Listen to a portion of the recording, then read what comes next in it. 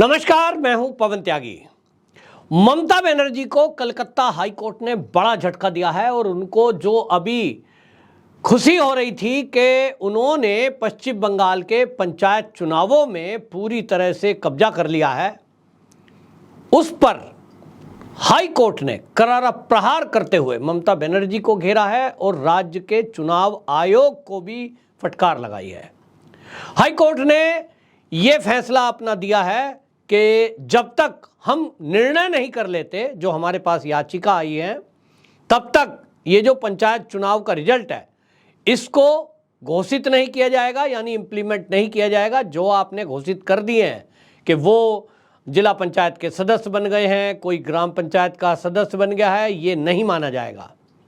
आपको बता दें कि कुछ लोगों ने ये कंप्लेंट करी थी कि जो पुलिस है और जो प्रशासन है उसकी मदद से बेईमानी हुई है, प्रत्याशियों को फॉर्म नहीं भरने दिया गया था और यहाँ तक कि वोट नहीं डालने दिया गया।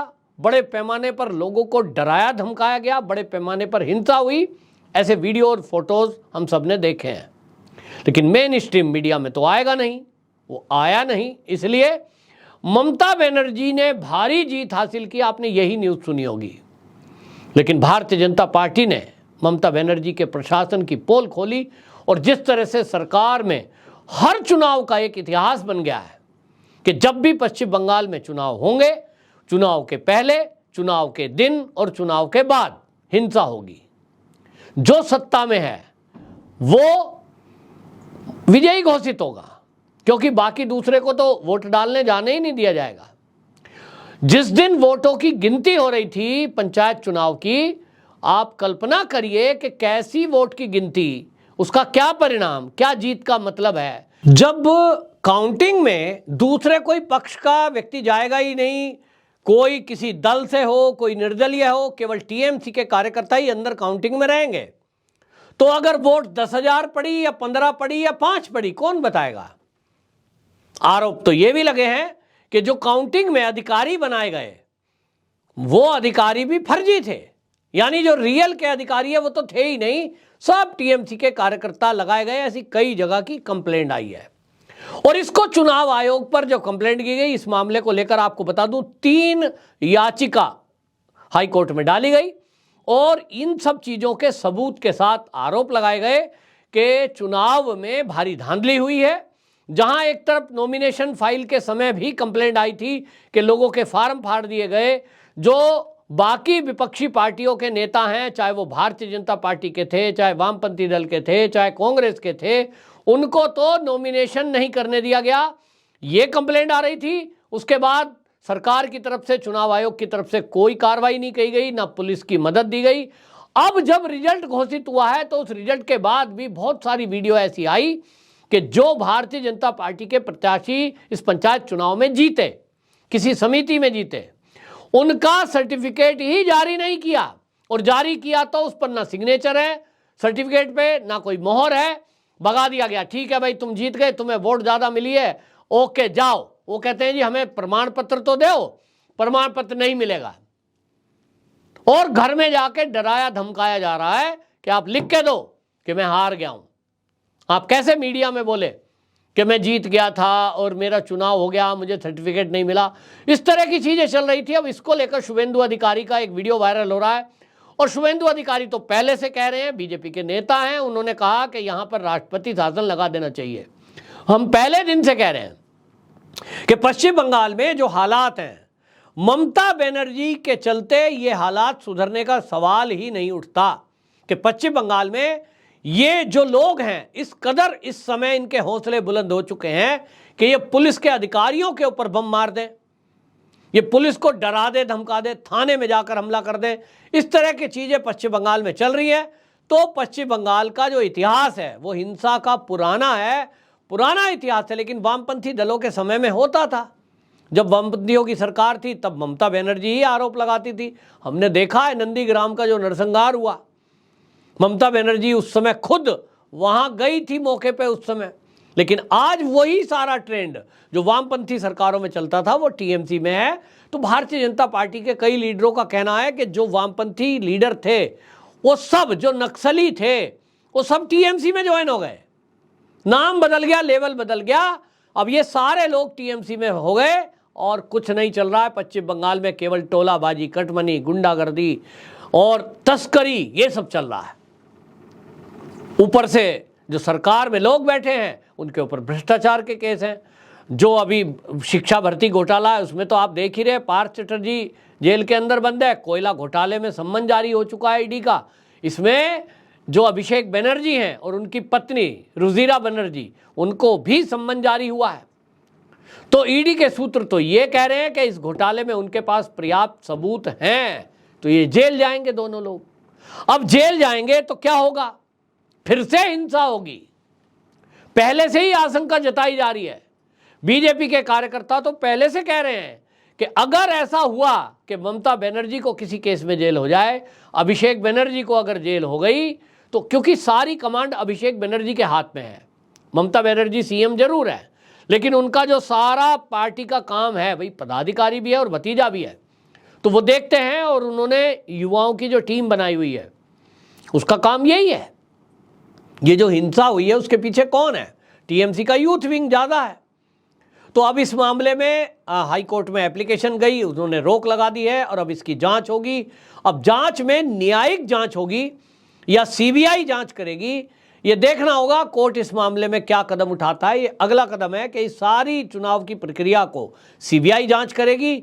सीबीआई जांच करेगी तो इसमें आप समझिए पुलिस के कई अधिकारी फंसेंगे, नपेंगे, क्योंकि जिनके ऊपर ये जिम्मेदारी है कि वो जो भी प्रत्याशी हैं उनकी सुरक्षा करें, मत पेटियों की सुरक्षा करें। ये चुनाव आयोग के अंडर में पुलिस थी, चुनाव आयोग की जिम्मेदारी ठहरती है। चुनाव आयोग के अंडर में ही केंद्रीय सुरक्षा बलों को दिया गया, तो क्यों नहीं चुनाव आयोग ने उन केंद्रीय सुरक्षा बलों की जो नियुक्ति है उसको उस हिसाब से किया कि कहीं भी जो संवेदनशील बूथ थे उन पर पहले से अधिक संख्या में वो केंद्रीय बलों की नियुक्ति होनी चाहिए थी। तो चुनाव आयोग का मैनेजमेंट पूरी तरह से फेल रहा। और उसको पहले से भी भारतीय जनता पार्टी का आरोप ये रहा कि जो चुनाव आयोग है वो तो टीएमसी के कार्यकर्ता की तरह काम कर रहा है और वो कोई कदम उठाता नहीं है, किसी की बात सुनता नहीं है, जो उनके मन में आ रहा है वो किया जा रहा है। और इसीलिए राष्ट्रपति शासन लगाकर यहाँ सेना को सौंपा जाए, ये मैं बार बार कहता हूँ। अब ये मांग भारतीय जनता पार्टी के अलावा कांग्रेस वाले भी कहने लगे हैं। हालांकि कांग्रेस में अधीर रंजन चौधरी अलग थलग खड़े हुए दिखाई दे रहे हैं। ये जो चुनाव की हिंसा हुई है पंचायत चुनाव में, इसमें बड़ी संख्या में कांग्रेस के कार्यकर्ता मारे गए हैं, लेकिन उसके बावजूद भी विपक्षी पार्टियों समेत राहुल गांधी का मौन रहना ये दिखा रहा है कि इनके जो विपक्षी दलों के गठबंधन में जो शामिल नेता हैं उनके राज्य में कुछ भी हो ये बोलेंगे नहीं, क्योंकि इनको तो 2024 में मोदी को हराना है। मोदी को हराने के लिए कितनी जनता को मरवाएंगे, ये एक सवाल जनता पूछ रही है। जवाब कह रही है ममता दीदी, ये बताइए आपके शासन में क्या निष्पक्ष चुनाव नहीं हो सकता? आपको ऐसा लगता है कि आपने कोई काम नहीं किया है, जनता आपको वोट नहीं देगी? हिंसा हुई क्यों? आप लोगों को डरा क्यों रहे कार्यकर्ता आपके टीएमसी के? भाई अगर आप काम अच्छा कर रहे हैं, आपकी जनता में पैठ है, तो फोर्स लगाइए, गुंडों पे कंट्रोल करिए और निष्पक्ष चुनाव कराइए। उसके बाद ये तो आता जाता रहता है भाई। 70,000 सीटें हैं थी पंचायत की, आपको 35 मिले, 30 मिले। ये रिकॉर्ड बनाना है कि नहीं बीजेपी 10,000 हम 60,000। किसको दिखा रहे हो? जनता सब देख रही है। हिंसा के बल पर तो आप 70 की 70 जीत जाओ, भाजपा को 0 कर दो। जब चुनाव आयोग मिल गया, अधिकारी मिल गए, पुलिस मिल गई और गुंडे मिल गए, तो भाजपा अकेली करेगी क्या? वो तो 10,000 सीट भी कैसे जीत गई, ये वहां के कार्यकर्ताओं के हौसले को देखकर पता लगता है। युद्ध जैसी स्थिति में वो लोग जीते हैं जो बीजेपी को 10,000 सीट मिली है। आसान थोड़ी है। फिर भी मैं इस 10,000 को 50,000 आंकता हूं। भारतीय जनता पार्टी की जो लगभग 10,000 सीटें आई है पंचायत की, ये 50,000 के बराबर है, क्योंकि बीजेपी का कार्यकर्ता शासन से भिड़ा, प्रशासन से भिड़ा, चुनाव आयोग भी उनके विरोध में, गुंडे तो है ही हैं विरोध में, उसके बावजूद भी वो 10,000 सीट लाते हैं। तो ये 50,000 से कम नहीं है। निष्पक्ष चुनाव अगर होंगे पश्चिम बंगाल में तो भारतीय जनता पार्टी का दावा है कि टीएमसी को तो साफ कर देंगे हम। यानी मुश्किल से 10-20% लोग वोट देंगे, और वो वही वो लोग हैं जो मैंने बताया कि जो उस मानसिकता के हैं, वामपंथी विचारधारा, नक्सली, वो सारा लोग हैं जिनको खाना पीना, टोलाबाजी, कटमनी करना है। अच्छा व्यक्ति जो पश्चिम बंगाल का विकास चाहता है वो तो भारतीय जनता पार्टी को चाहता है, क्योंकि वो देख रहा है कि सबसे ज़्यादा, पश्चिम बंगाल से भी ज़्यादा तो गुंडागर्दी कहाँ है? यूपी में। बदनाम था यूपी, लेकिन आज यूपी को देखिए, नंबर 1 है पूरे देश में। कैसे होता है? लोगों को समझ में आ गया कि योगी जी हैं तो विकास है, योगी जी हैं तो लॉ एंड ऑर्डर है, योगी जी हैं तो ईमानदारी से नौकरियों पर भर्ती है, और इसलिए दूसरी बार योगी जी को बनाया, तीसरी बार भी बनाएंगे। तो पश्चिम बंगाल में ये उम्मीद ही कोई नहीं कर सकता, विकास कहीं है नहीं। तो जो विकास पसंद जनता है वो बीजेपी शासन चाहती है पश्चिम बंगाल में भी। बनेगी कैसे? तभी बनेगी जब ये ममता दीदी हटें, राष्ट्रपति शासन लगे, पुलिस प्रशासन में दुरुस्त हों जो लोग सिस्टम में बैठे हुए हैं और वो गुंडों का साथ दे रहे हैं या गुंडों से डरे हुए हैं, दोनों ही तरह के लोगों को बाहर किया जाए, तभी कुछ इलाज होगा। आपकी क्या राय है? कमेंट बॉक्स में जरूर बताएं। वंदे मातरम।